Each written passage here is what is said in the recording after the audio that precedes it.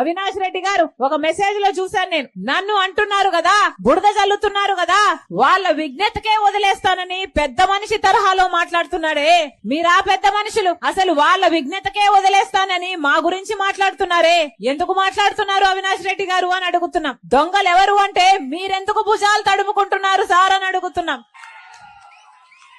ఇన్ని మాటలు మాట్లాడే బదులు, మా గురించి మాట్లాడే బదులు అసలు కేసులో గూగుల్ మ్యాప్స్ కి హత్య చేసిన వాళ్ళకి మీకు సంబంధం ఎందుకుందో మాట్లాడండి. మీ కాల్ రికార్డ్స్, హత్య చేసిన వాళ్ళ కాల్ రికార్డ్స్ ఎందుకు మ్యాచ్ అవుతున్నాయో చెప్పండి. మీరు సిబిఐ ఎంక్వైరీ కావాలని జగన్మోహన్ రెడ్డి గారు సాక్షాత్తు ముఖ్యమంత్రి కాకముందు అడిగిన వాడు, ఆ తర్వాత సిబిఐ ఎంక్వైరీ ఎందుకు వస్తుంటున్నారో చెప్పండి. అసలు మీకు దాచిపెట్టడానికి ఏమి లేకపోతే, భయపడడానికి ఏమి లేకపోతే సిబిఐ ఎంక్వైరీ ఎందుకు వస్తుంటున్నారో చెప్పండి. ఆఖరికి పెద్ద మనిషి వివేకానంద రెడ్డి గొడ్డలి వేట్లకు బలయ్యి ఇల్లంతా రక్తం ఏరులై పారితే సాక్షి ఛానల్లో హార్ట్ అటాక్ అని చెప్పారే, ఎందుకు చెప్పారో మాట్లాడండి. ఇవన్నీ మాట్లాడకుండా దొంగలు భుజాలు తడుముకున్నట్టు మా విజ్ఞతకే వదిలేస్తున్నారట. ఎంత త్యాగమూర్తి, ఏమనాలే ఇట్లాంటి వాళ్ళు. వీళ్ళంతా ఈ రోజు నాయకులయ్యారు. ఒక రోజు ఇదే అవినాష్ రెడ్డి గారిని జగన్మోహన్ రెడ్డి గారు 5 సంవత్సరాల క్రితము ఎంపీగా పోటీ చేద్దాము అంటే ఆఖరికి నేను వివేకానంద రెడ్డి నన్ను నిలబడాలని ఎంత చెప్పినా కూడా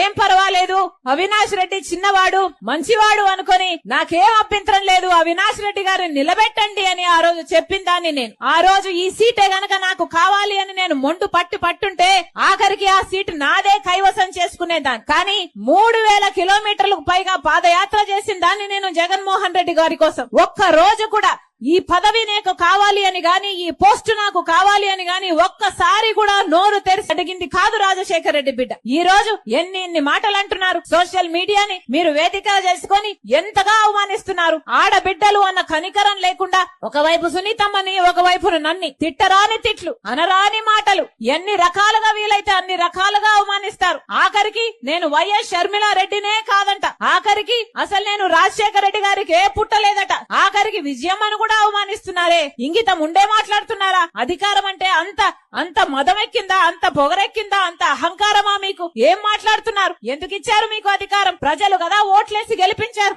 మరి ఓట్లేసి ప్రజలు గెలిపిస్తే ప్రజలకు ఏం చేశారో మాట్లాడాలి. మళ్ళీ చెప్తున్నాం, ఎలాగైతే రాజశేఖర్ రెడ్డి గారు, ఎలాగైతే వివేకానంద రెడ్డి గారు కడప ప్రజలకు సేవ చేశారో, నమ్మకంగా ఉన్నారో, అందుబాటులో ఉన్నారో, రాజశేఖర్ రెడ్డి బిడ్డ ఈ రోజు కడప నుంచి పోటీ చేస్తుంది లోక్సభ. మీకు అందుబాటులో ఉండాలని, మీకు నమ్మకంగా ఉండాలని, మీకు సేవ చేయాలని ఆశపడుతున్నాం. దయచేసి కాంగ్రెస్ పార్టీ హస్తం గుర్తు మీద ఓటేయండి. రాజశేఖర్ రెడ్డి బిడ్డను గొప్ప మెజారిటీతో గెలిపించాలని ప్రార్థిస్తున్నాం. ఈ పోరాటం జరుగుతున్నది రాజశేఖర్ రెడ్డి గారి బిడ్డ ఒకవైపు, రాజశేఖర్ రెడ్డి గారి తమ్ముడు వివేకానంద రెడ్డి హత్య చేశాడు అని నిందితుడిగా చూపుతున్న, సిబిఐ నిందితుడిగా చూపుతున్న అవినాష్ రెడ్డి ఇంకోవైపు. మీకు రాజశేఖర్ రెడ్డి బిడ్డ కావాలో లేకపోతే సిబిఐ నిందితుడిగా చూపుతున్న అవినాష్ రెడ్డి కావాలో మీరే నిర్ణేతలు. మీరు న్యాయం వైపు నిలబడతారో, అధికారం వైపు నిలబడతారో మీరే నిర్ణేతలు. మీరు ధర్మం వైపు నిలబడతారో, డబ్బు వైపు నిలబడతారో మీరే నిర్ణేతలు. మళ్ళీ చెప్తున్నాం, వివేకానంద రెడ్డి గారి ఆత్మశాంతి కోసం వివేకానంద రెడ్డి ఆఖరి కోరిక నన్ను ఎంపీగా చూడటం. మనస్ఫూర్తిగా ఆశీర్వదించమని రాజశేఖర్ రెడ్డి బిడ్డను మీకు బలమైతా, మీ బిడ్డనైతా, మీ బాధ్యతను తీసుకుంటా. ప్రతి ఒక్కరు హస్తం గుర్తు మీద ఓటేయండి. రాజశేఖర్ రెడ్డి బిడ్డ మీ అందుబాటులో ఉంటుంది, మీ బిడ్డ అవుతుంది అని మరొకసారి చేరి వచ్చిన ప్రతి అక్కకు, ప్రతి చెల్లికి, ప్రతి అన్నకు, ప్రతి తమ్ముడికి శిరస్సు వంచి చేతులు జోడించి మనస్ఫూర్తిగా ప్రార్థించుకుంటున్నాం.